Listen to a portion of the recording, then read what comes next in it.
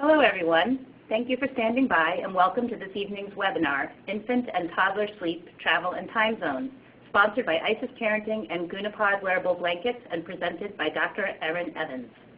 My name is Nancy Holtzman. I'm the Vice President of Clinical Content and E-Learning here at IsisParenting, a mother-baby nurse specialist, board-certified lactation consultant, and certified in pediatrics. Joining us in the chat room tonight is Chris Just, Certified Nurse Midwife and Executive Director of Prenatal Education here at IsisParenting.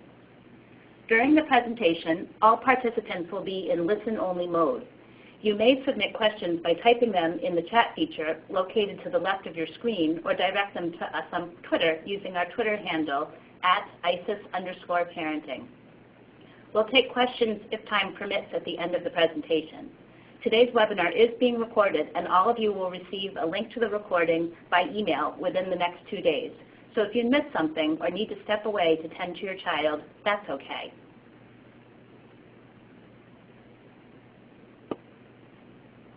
IsisParenting is proud to host this evening's webinar. ISIS is the nation's most trusted prenatal and early parenting destination. We provide innovative programs and a highly edited selection of products for expecting and new families in our 4 Boston area centers and online at IsisParenting.com. Tonight's webinar is sponsored by the award-winning Gunapod. Gunapod is the only wearable blanket with Wonder Zip, 4 all-around zip pulls for simple changing, temperature regulation, and maximized comfort, setting the standard in baby care and comfort. Easier, cozier, softer, and better, winner of the best new product, the Gunapod is the new #1 choice of moms. Available at ISIS, the Gunapod has a wider and longer body, longer armholes, and luxurious fabrics for maximum comfort and better sleep. Created by moms, Gunapod believes in happy babies, happy moms, and easy everything. As I mentioned, I'm Nancy Holtzman, and I'll be your moderator this evening. It's my pleasure to introduce you to our presenter for this evening, Dr. Erin Flynn-Evans. Dr. Evans has worked in the field of sleep and circadian rhythms for the past 12 years. She is a professional sleep researcher and circadian psychologist in the Division of Sleep Medicine at Harvard Medical School and Brigham and Women's Hospital. She completed her PhD through a collaborative program with the University of Surrey in the UK and the Harvard Medical School's Division of Sleep Medicine. Her research involves investigating the effects of light on sleep and the circadian system. Dr. Evans has led research projects investigating sleep in astronauts from the Space Shuttle and Space Station and in the effects of sleep deprivation in high-stress work situations. She's currently collaborating in a study on the sleep patterns of children with autism. In addition to her professional work and research, Dr. Evans is a senior sleep consultant here at IsisParenting and co-leads our sleep support program for new parents. She and her husband are the parents of 2 young boys, and they travel often, so tonight's topic is quite near and dear to her heart. Welcome, Dr. Evans. Thank you so much, Nancy. I'm so glad to be here. I wanted to start just by saying that I am going to go through the sleep basics as my first topic because as part of learning how to travel with your child and ease those transitions across time zones and even within your own time zone, you do really want a nice, healthy foundation with regular schedule and a regular expectation for your child. But if you're looking for a lot more on the basics, you can look in our archives at the Science of Infant and Toddler Sleep webinar that I did a few months back. And then every week, Meg Casano, our sleep team co-leader, also does a webinar on Tuesday afternoons at noon, and you can ask her questions live during the webinar, and it's a really great resource if you just have a quick question about sleep. So with that, I'll dive into travel, time zones, and infant and toddler sleep. As I mentioned, I am going to start with the basics, but then I'll go on to setting up your travel sleep environment, local travel with sleep and nap timing, how to time your trip, so when do you leave to make sleep the easiest transition in sleep. I'll talk about jet lag and circadian resetting. And then when things don't go quite as you plan, we'll talk about how to manage that, and finally, how to get back on track when you get home. So establishing a solid foundation is critical for making travel easier. The first thing that you need to know is that there are 2 sleep drives. The first is homeostatic sleep pressure, and I'll call this simply sleep pressure as we go forward. As you can see on this graph, awake is on the bottom of the left axis and sleepy is on the top. As we accumulate hours awake, we get more sleepy. This is pretty straightforward and easy to understand. Unfortunately, the other sleep drive is a lot more complicated. It's the circadian rhythm. The circadian rhythm is your internal biological clock. The circadian drive for sleep is quite variable, and you can see that we have the same axes on the left with awake and sleepy. However, the circadian drive to sleep gives us a very strong drive to sleep during the middle of the night and a drive to be awake during the day. The circadian pacemaker also controls the production of many other aspects of biological function apart from sleep. The circadian rhythm is what adjusts when you're jet lagged. And so we'll talk about this a lot as we discuss travel across time zones. The two sleep drives interact in a very complex way. And so you can see here that during the day there's a buildup of sleep pressure that can lead to napping in infants and young children. And then at night you have a very strong drive to sleep coming from your sleep homeostat or sleep pressure drive. But as you can also see, the circadian system's optimal or primary drive to be awake happens right before you go to bed. And this can be a major problem. If your child doesn't get enough sleep during naps, you can end up with a very tired child who cannot sleep. This strong drive to be awake will cause long night wakings when you're adjusting to new time zones. This is especially true with eastward travel. So sleep pressure is controlled just by the buildup of sleep needs. So you may not get enough sleep day to day, that will build sleep pressure, and you may not get enough sleep in naps, which will also build sleep pressure. But the circadian system adapts by light exposure exclusively. When we get jet lagged, it's exposure to the new light-dark cycle in the new time zone that we are in that helps us adapt. Light enters the brain through your eyes and tells the body when an appropriate wake time is happening.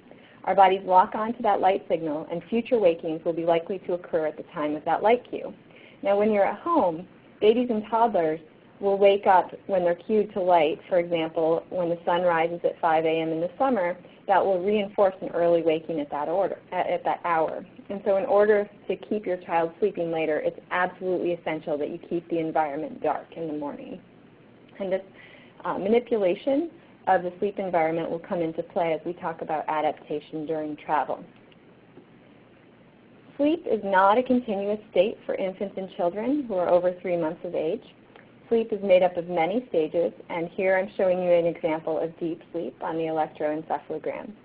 During sleep, neurons fire synchronously, giving us large, slow brainwave activity. That's what's shown here.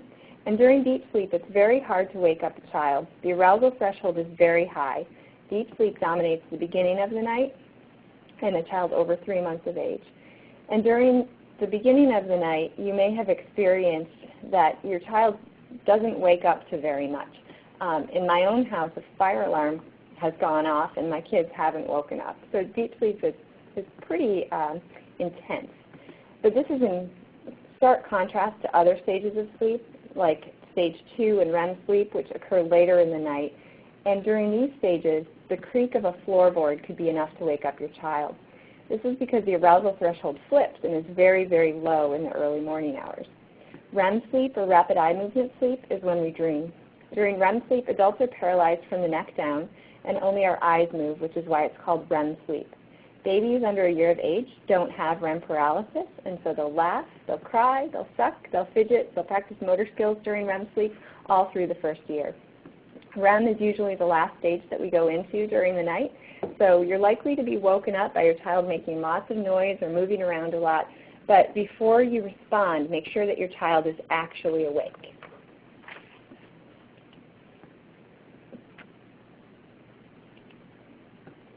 So young infants spend most of their time in REM sleep, and most naps in young infants are made of REM sleep.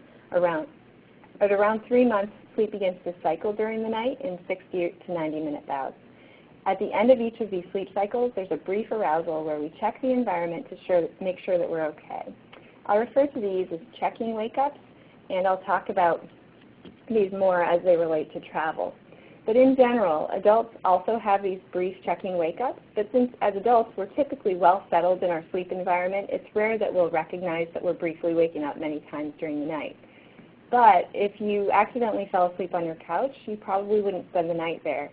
You'd get up, you'd get yourself to bed when you hit one of those natural arousals during sleep because your couch just wouldn't feel quite right. But if you think about it, that's a little strange because your couch is a safe place. It's in your own house, and there's nothing wrong with sleeping there. It's just that it doesn't feel right. It's not the place that you identify with sleep. So it's important to think about this when you think about how you put your baby to bed. If you fall asleep, if your baby falls asleep in your arms and then wakes up later in the crib, your baby will certainly learn to identify that your arms is the appropriate place to sleep, and the crib might feel like the wrong place to sleep. So now that we've talked about some of the basic biology, we're going to move on to laying the foundation for healthy sleep. Each of these aspects of sleep are very important to sleep, and making small changes can make a big impact on your child's health. So I'll talk about basics for the sleep environment, how to control light-dark cycles to allow for an optimal schedule. We'll talk about normal schedules, how to set a bedtime routine, regular napping, and then how to make sleep a family priority. So for your sleep environment, the optimal sleep environment is cool, dark, and quiet. The optimal range for sleep is a cool temperature. You should have warm extremities. Your fingers and toes shouldn't be icy cold, but you should have a cool core. You definitely don't want your child to be overheated, so absolutely avoid overbundling. The body temperature drops while we sleep, so it's important to make sure that your child is comfortably dressed for bed. As I previously mentioned, darkness is incredibly important for nighttime sleep in order to facilitate the circadian rhythms entrainment and to prevent wakings in the middle of the night. In my experience, many blackout curtains and blackout shades are really poorly designed and don't create a very dark environment. If you need to, don't be shy. Throw a blanket over the window to make it really very dark. The sleep environment for naps should also be dark, but this isn't due to some biological phenomenon. It's important to eliminate visual stimulation that might prevent your child from having from waking too early from a nap. As I mentioned when I was talking about the nature of sleep and sleep cycles, sleep is very light, and as you approach morning, a creaky floorboard, turning a door handle, the neighbor's dog, or the paper boy are all enough to wake your child. As a result, white noise machines that turn off are typically not terribly helpful. So remember, during the beginning of the night, your child should be in deep sleep, and white noise won't really do much to protect your child's sleep. But in the early morning hours when sleep is very light, you really do want some white noise to block out all of those noises and creaks that are in your house that could wake up your child prematurely. In my own children's room, we use a continuous white noise machine that prevents my children from waking up to our neighbor's alarm clock at 6 in the morning. And then lastly, it's not mentioned on this slide, but as we're going into winter, humidity is very important when you're in dry conditions. A lot of children will cough during the night, and this will wake them up. So consider getting a humidifier during the winter to help with your children's sleep. So you've probably figured out by now that I think light and darkness are very important for laying the healthy foundation for sleep. I'll mention them many times throughout this talk, particularly as we talk about jet lag. Blackout shades are essential to prevent an early wake time. Look for sneaky sources of light like bright night lights and the television. A dim night light is okay for safety. I definitely prefer red tone light because in the research that I do during the day, I study the effect of light on the circadian system, and red light has very little effect. And so leaning towards a red light as opposed to a blue or green is helpful. And then also remember that light at different times will do different things. Again, I'll talk about this more as we go through jet lag, but light in the evening will shift the bedtime a little bit later, and light in the morning will shift wake time earlier. If you're working on an inappropriate schedule like a child who wakes too early, make sure that no matter what else you do, you keep your child in a dark environment in the morning until that target wake time. Now, schedules are very important. Many families come to me and are afraid of establishing a schedule because they feel it's going to restrict their ability to do things during the day. But this is not the case at all. If you have a schedule, you'll know when your child's ready to sleep, and that'll help you make decisions about things to do during the day. This is true for babies and for toddlers. When you have a schedule, you're empowered to make decisions based on that schedule. Once you have it, you can break it here and there without any major ramifications. But having the schedule established is important in order to know when your baby is primed for sleep. A sleepy child who isn't sleeping at the right time may be very tired and fighting sleep, and this can cause sleep and behavior problems. Your schedule doesn't need to be totally rigid, but it does need to be regular. And babies and toddlers won't do well going to bed at 7 o'clock one night and 9 o'clock the next night with lots of variation. If you do have a lot of variability in your schedule, try to make accommodations to allow your baby to sleep at as consistent a time as you possibly can. So bedtime routines are wonderful. They cue your child for sleep. Bedtime routines are incredibly important in infants and toddlers. You should maintain consistency with the bedtime routine, avoid stimulating your child through wild play, ensure all of your child's needs are met, keep the lights dim during your routine, and end the routine in your child's bedroom. You should work on putting your child in bed awake in order to create a positive sleep association and to help avoid those checking wake-ups that happen. When you travel, using an abbreviated version of your bedtime routine will let your child know what's about to happen. So that's really important in that communication that you have with your child. The distribution and balance of sleep is just as important as getting enough sleep.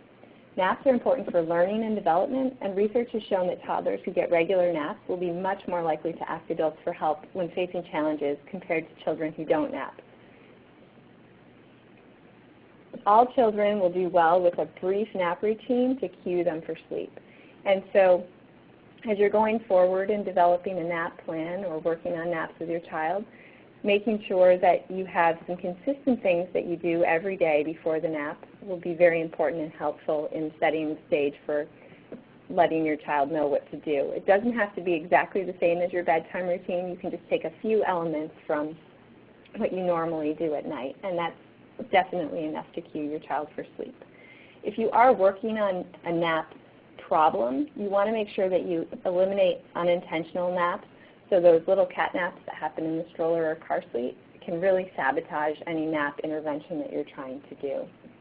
And then finally, try to keep the nap to age 3 and beyond. Research has shown tremendous benefits for naps in children up to age 3 and older, and a lot of people, I think, are quick to try to get rid of the nap, but it really does help keep your child rested, happy, and engaged. So what's normal?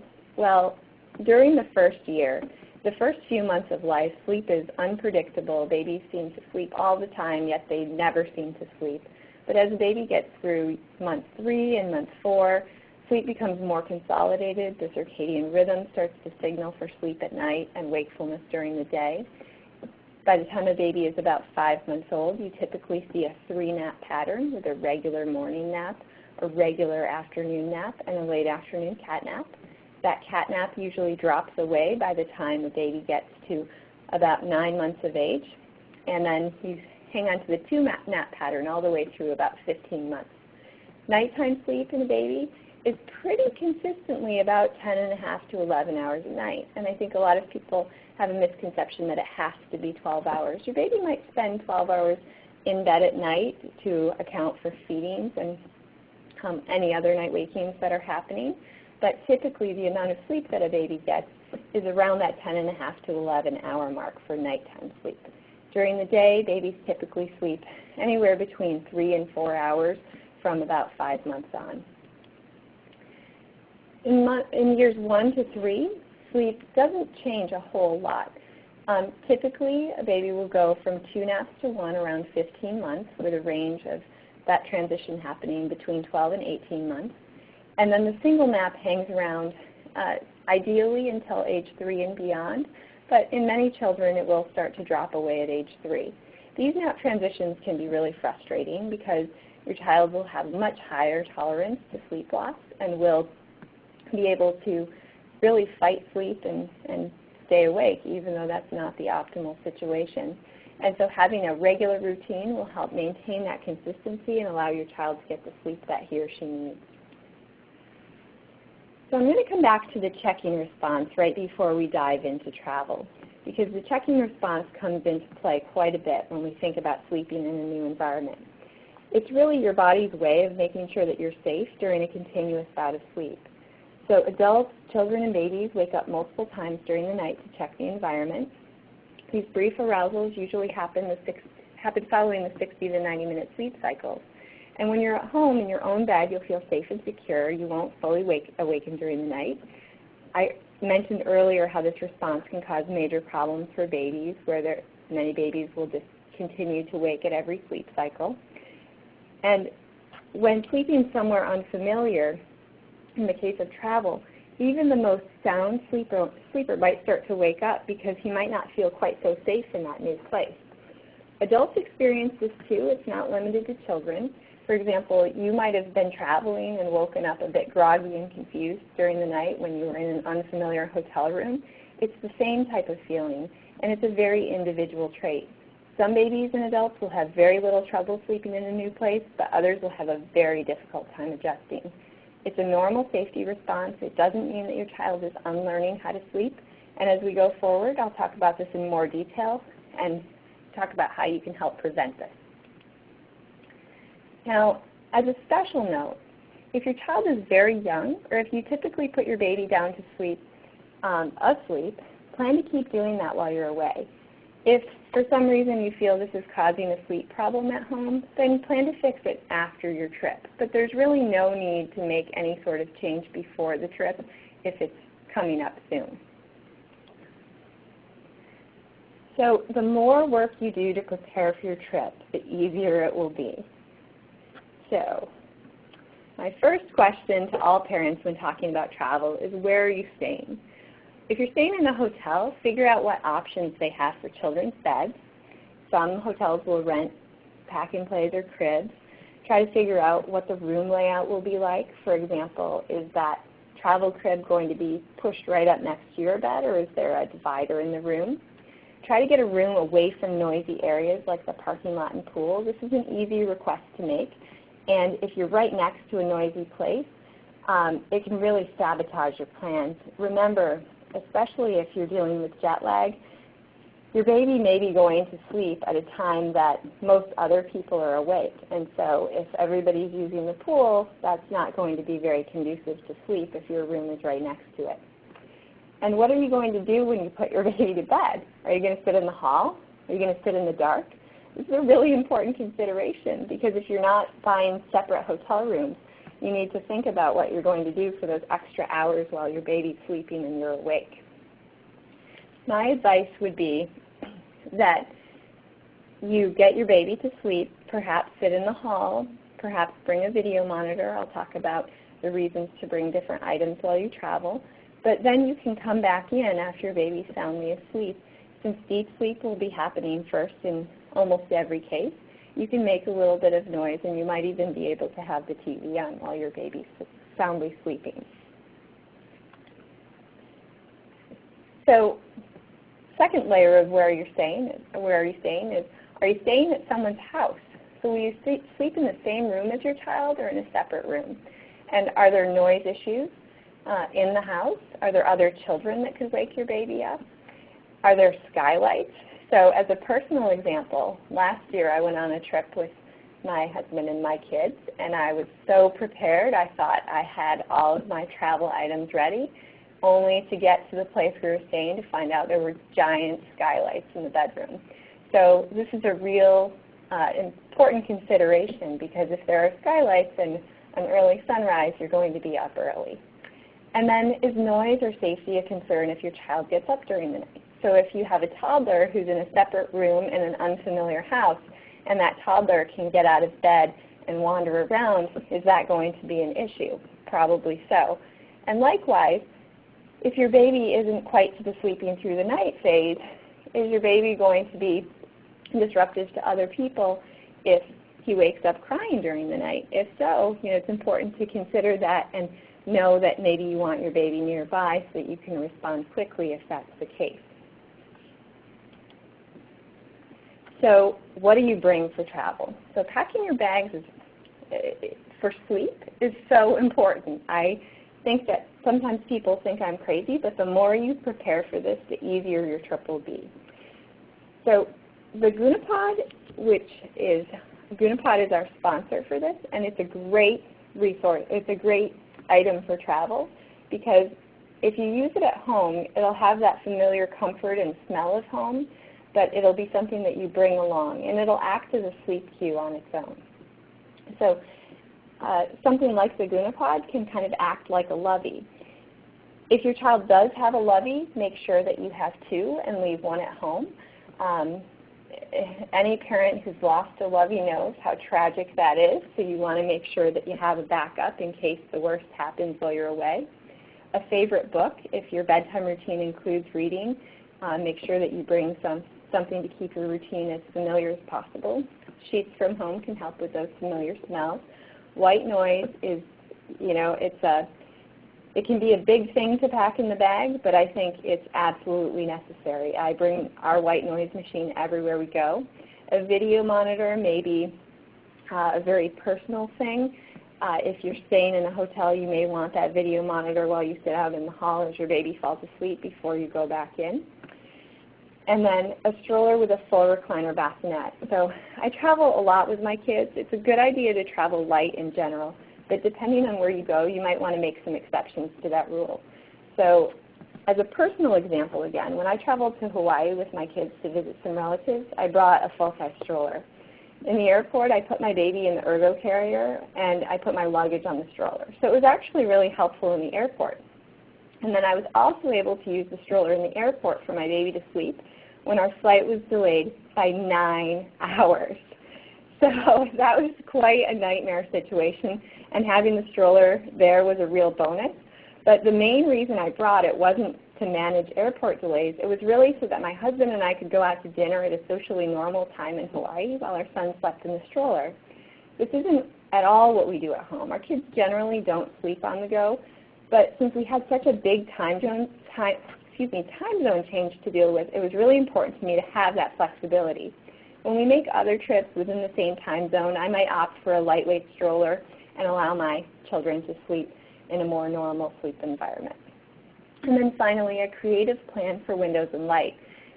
So you may not be able to control skylights, but I almost always pack a big black trash bag because you never know if the place you're staying won't have sufficient blackout shades. And so a big black trash bag can serve, it's not pretty, but it can serve that purpose. Now a travel crib is, I think, absolutely essential for families who travel a lot. Having a travel crib allows you to give your child a home sleep location and an away sleep location. And that away sleep location can be the same place every time. This helps dampen that checking response that I've talked about because there will only be two places your child sleeps. It'll either be in her bed at home or in her travel crib. That travel crib might be in a different house or different location every time you travel, but the crib itself will be the same. You might be concerned that this is going to be just another big item that you'll have to lug along, but it all depends on what you buy. There's some really awesome lightweight travel crib options out there. The one I have fits right in my suitcase, so it's really never a problem at all. So local travel and sleep timing. We've kind of covered the environmental aspect of things, but even when your trip doesn't involve jet lag, it can really throw off your child's sleep. So during the night, for night sleep, keep the bedtime at or slightly later than normal. If you make your child's bedtime slightly later when you're doing a within time zone trip, it'll allow a little additional sleep pressure to build up. And when I say slightly later, I mean maybe 15 minutes later than your typical bedtime. Keep it dark during your child's habitual sleep time. So even if your child is up at 5 a.m. and that's not a normal wake-up time, just make sure that you keep it dark until that target wake time. Keep your bedtime routine as much the same as you can. This is your way of saying to your child, everything is okay, you're safe here, it's time to sleep. Having that verbal and nonverbal communication is really important when you're in an unfamiliar environment. And if your child normally falls asleep independently, it's okay to test him. It's okay to leave the room at the end of the routine to see if he can put himself to sleep on his own. Don't worry about overcompensating and trying to help him make the adjustment. See if you can do it. If you can, great. If you can't, you can definitely provide some extra comfort while you're on the road. And then lastly, don't be afraid to involve other caregivers, like grandparents in the routine. Again, as a personal example, my mother and my mother-in-law love to help with bedtime. They love it. And it's really nice for me because I like to let them take over so I can get a break. And since your child is in a new environment, your baby isn't tied to any expectation, this isn't home, and if it doesn't go well, then you can always jump in and it's not a problem. But it can be a really nice way to get a mom a break.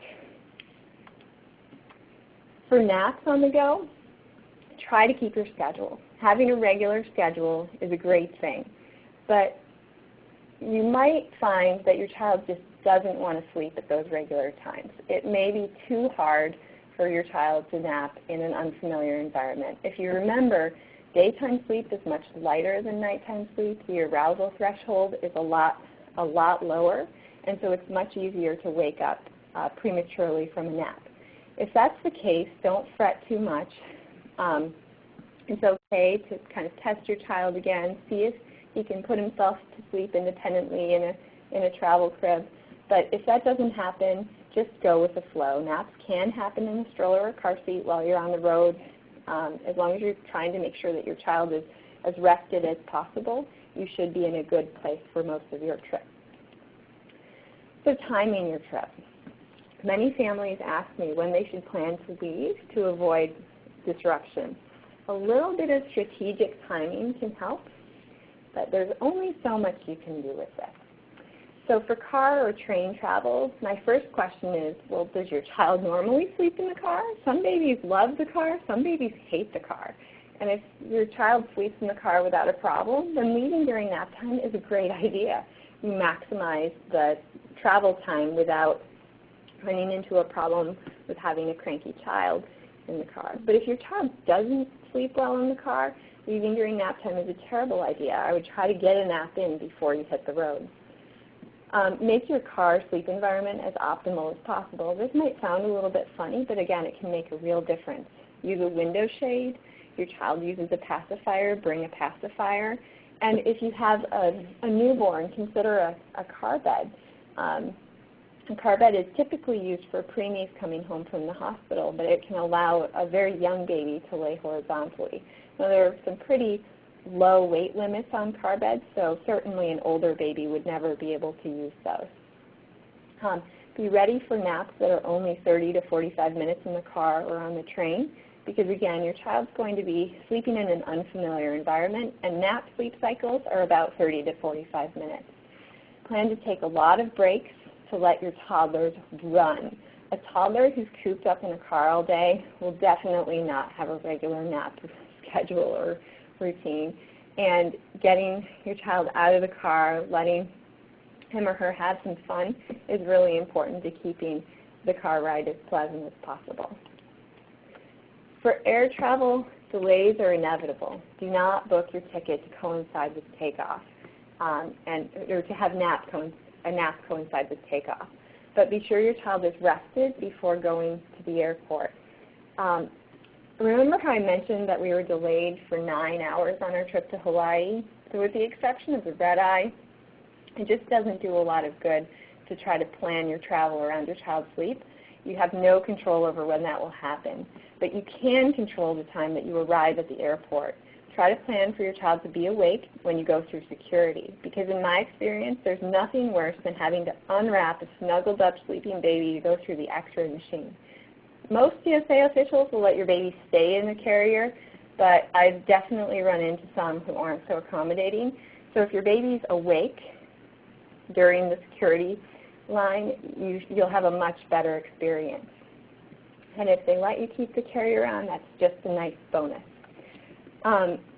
Now, also, just as an aside, if your baby is sleeping in the security line and then wakes up, you're essentially starting off with a cranky situation, and that's no fun for anybody. So try to avoid sleep in the security line when you get to the airport. Now, when you do get on the airplane, remember that taxi times can take 30 minutes or more. There are long lines for planes to take off. And if you're nursing your child, try to time the feeding to start right when that plane takes off to allow an adjustment to the pressure on your child's ears. If the flight is long and overnight, think about bringing a car seat or nursing pillow to allow your child to sleep more comfortably. Again, this may be a big item that you don't really think you can bring on the trip, but in some cases it might be something that you can't live without. Having a comfortable place to lay your baby so that you don't have to hold him the whole time may make all the difference on a long overnight flight. And then lastly, make sure your carry-on is stocked with loveys, pacifiers, bottles, along with all of the usual travel items that you need. So the sleep environment on a plane is a little bit unusual. Use the elements of your sleep routine to cue your child for sleep. So it's probably unrealistic that you'll be able to do everything that you would normally do during your sleep routine, but sing a favorite song or make shushing sounds. If you have an infant and you have a sling, you can make a little cave in your sling to block out visual stimulation. This is a thing that I used very often when I would travel with my children when they were very young.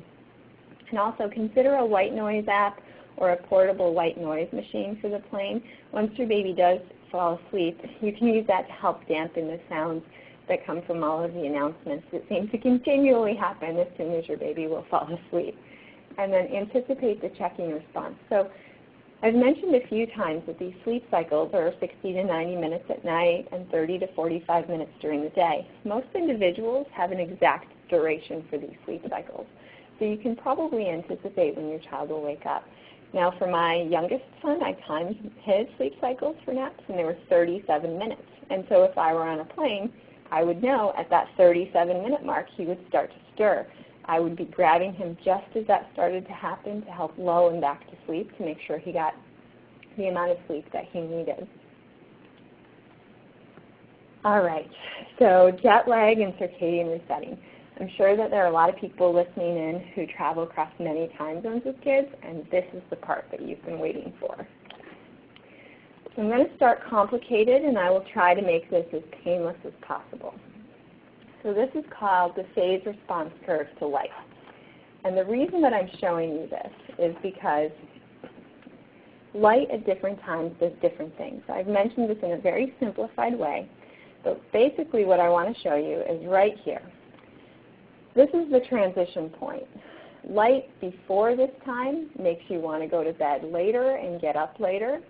Light after this time makes you want to go to bed earlier and get up earlier. This time varies from individual to individual, but in general, we can guess that it's going to be about 3 a.m. for most people. And so if this 0 represents 3 a.m., then imagine yourself traveling to London. If you travel to London on a red eye, what's going to happen is you might arrive around 7 a.m. London time. 7 a.m. London time is going to fall right about here. And if you're savvy and you can figure this plot out, this very difficult plot out, you'll see that this is going to shift you in the exact wrong direction. 7 a.m. London time is going to be about 2 a.m. in your body, and that's going to shift your body to Japan, basically, exactly the wrong direction. This is really tricky stuff, so I'm going to simplify it as much as I can as we go forward. But this is probably, I think, the holy grail of travel across time zones. If you can figure out what time it is in your body and help your child adapt by controlling the light-dark cycle, it's going to be significantly easier. So just as a quick reminder, we don't have a lot of information on how children adapt to jet lag.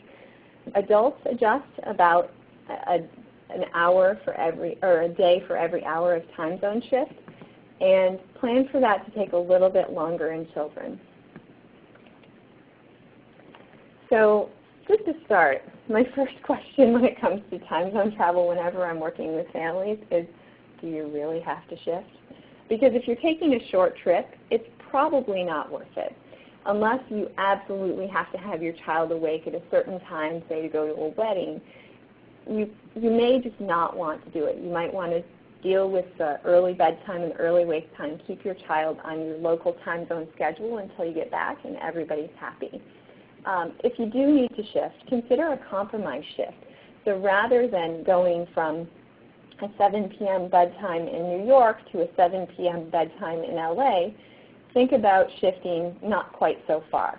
So rather than shifting all the way to, say, 7 p.m. in LA, maybe the baby goes to bed at 6 o'clock in LA so that you don't go quite so far and you don't have quite so far to move back when you return. A basic principle of jet lag and circadian shifting is to calculate the time in your child's body. Don't look at the clock. Social time doesn't matter. Think about your local time zone and think about what time it is there. On the first few days of your trip, that's the time it will be in your child's body. Sleep deprivation is probably going to happen with almost any travel that you do, so be very patient in the first few days. You can make your best guesses about when your child's ready for sleep, but it might not be perfect. And lastly, if your child's under 4 months, generally I would say just go with the flow. The circadian rhythm is certainly not mature, fully mature at 4 months, and so it will be difficult to predict biological sleep times. Sleep will be broken up enough at that age that you can kind of work with it as it comes.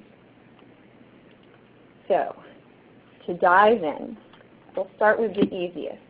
So westward travel is typically easiest, and here I'm talking about travel less than 4 time zones. So basically travel within the continental United States. Evening light will help shift to bedtime later and help shift wake time later. It's okay to try to manipulate your child's naps to make bedtime later, so it's okay to just kind of push that afternoon nap off a little bit, stretch your child a little bit more, and push bedtime off a tiny bit more. Keep it very dark in the morning until your child's target wake time. That doesn't mean you can't be with your child. If your child wakes up, it's perfectly normal. That's the lag in jet lag. It takes a few days to adapt, so you can go play with your baby or your toddler. But bring activities that you can do in darkness. So again, plan ahead. Bring glowing toys, do shadow puppets. You can use a video if you put the screen far enough away so that it's not shining a bright light in your child's face. And then as you move forward with your adjustment, move your naps based on wake time. So just follow your typical schedule based on what you would have done at home. For eastward travel, this is a lot harder. It, I think, intuitively doesn't seem so, but it's generally harder for the biological clock to adjust eastward. Morning light will help shift that wake time earlier.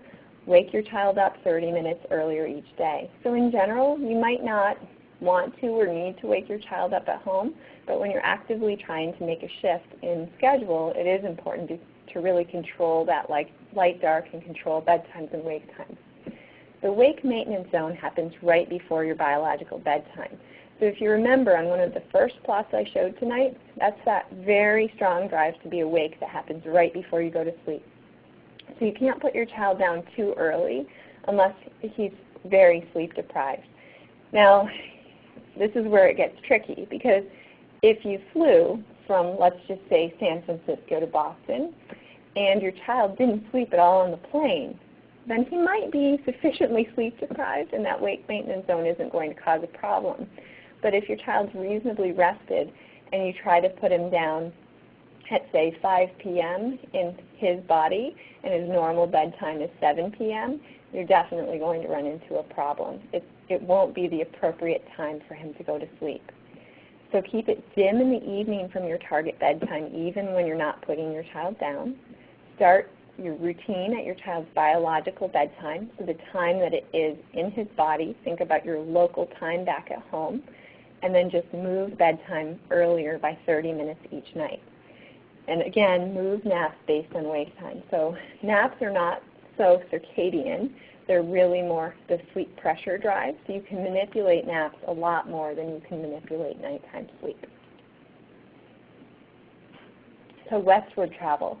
If you're traveling from Boston to Hawaii, say, more than 4 time zones, evening light is very important. Don't be afraid to wake your child if a long stretch of sleep starts too early. So for example, bedtime in Boston is 1 or 2 p.m. in Hawaii. Bring lots of activities that can happen in darkness in the morning. Same rules as I said before. And remember that in a situation like this, a good stroller will allow your child to nap while you're out at dinner. For eastward travel, so for example from Boston to London, this again is the hardest type of shifting. Morning light in London will shift your body in the wrong direction, so avoid the red eye as much as possible. Please try to avoid the red eye. If you have to take the red eye, use sunglasses when you're getting off the plane. Toddlers love sunglasses, so that's the best way to minimize that reversal in the shift that you get from the morning light in London. And you can probably put your child down at a socially normal bedtime once you get to Europe, but expect a long waking in the middle of the night. Again, you can go to your child, use the tricks with the glowing things in the middle of the night, just keep it as dark as possible. So for eastward travel, for long eastward travel, this is an example of what you might do to make it easier. So what we have here is night 1 starts right here. And when you travel from Boston to London, you want to keep it dark until about 11 a.m. London time. And then you can go outside, see all of the sights.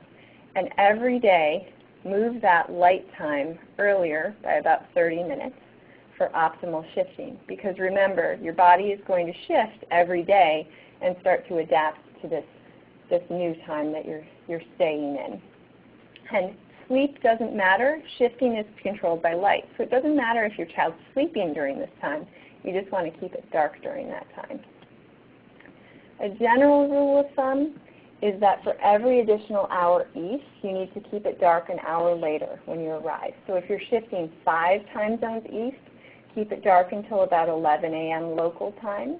If you're shifting 6 time zones, dark until noon, 7 time zones till 1, 8 time zones till 2. And again, this is for optimal shifting. This will help prevent that shifting in the wrong direction. And then every day, turn on the lights a little earlier by 30 or 60 minutes as you start to adapt. So what do you do when things go awry? You try hard, you plan, and sometimes things still don't quite go as you want them to. So the short answer is do what works.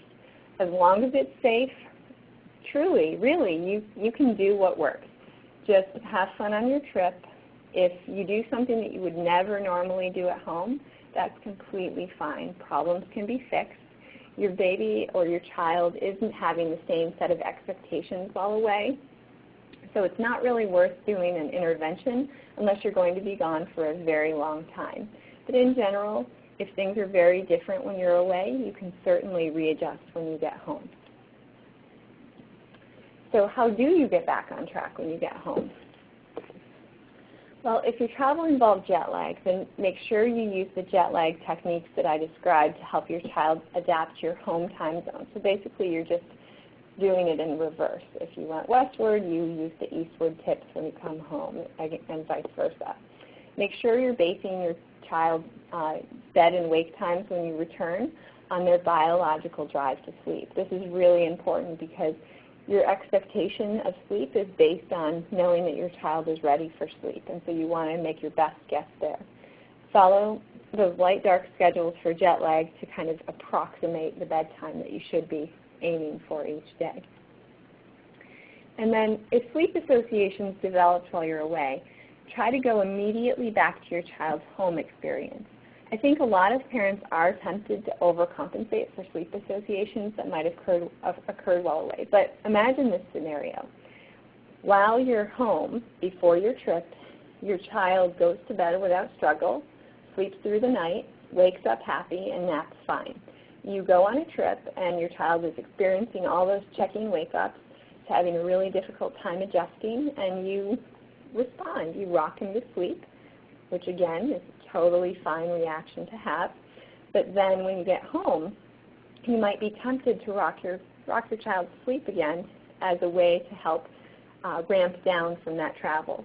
And this generally isn't a good idea. If you're coming from a point where your child had a very solid, stable sleep schedule at home, you want to go right back to that expectation when you return, because your child associates home with that consolidated, normal, independent sleep.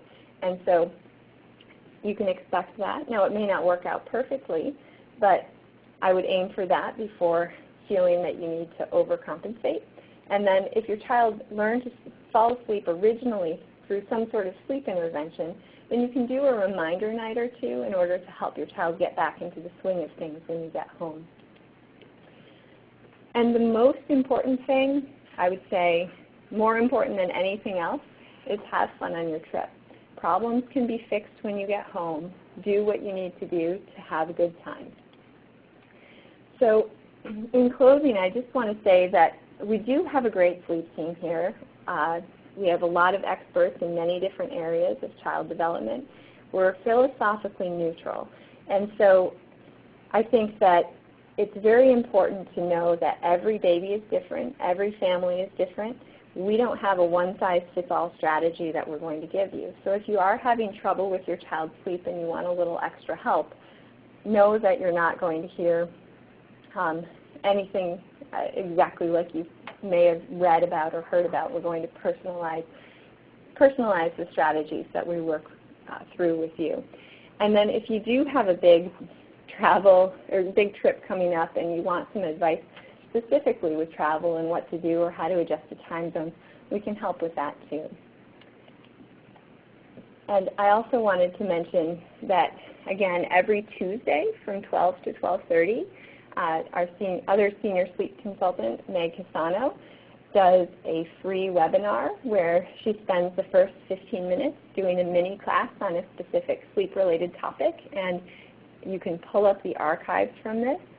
I want to mention that the time zone, or sorry, not time zone change, but the shift for daylight savings time is coming up in 2 weeks, and last week Meg did a webinar on that. So you can look in the archives and find out specifics on how to help your children adjust to that daylight savings time transition. She does a lot of great things every week. And then I think the best part is if you have a quick question, you can ask her during that second 15 minutes of the class. So thank you so much for joining us. I enjoyed this travel conversation, and I hope you did too. Thank you. Thank you for all the great information that you shared, Dr. Evans. I know that we integrated many of the questions about the travel locations, east to west, west to east, time zones, travel cribs, and so on. We had, I think it must be a record, about 132 questions came in between the questions that were submitted ahead of time and then the questions that came in today during the webinar. And I think that just reinforces with us how significant struggles with sleep really are. Absolutely. Well, we have come to the end of the presentation this evening, and do check your email for the recording link and some extra links to articles, additional webinars, and more resources that we can share with you. We'll send that out within the next couple of days. Dr. Evans, thank you again so much for sharing your valuable information, and thanks to everyone for attending. Thank you to Chris Just, who facilitated the chat room, and we certainly hope to see you at another ISIS Parenting online event soon. Good evening.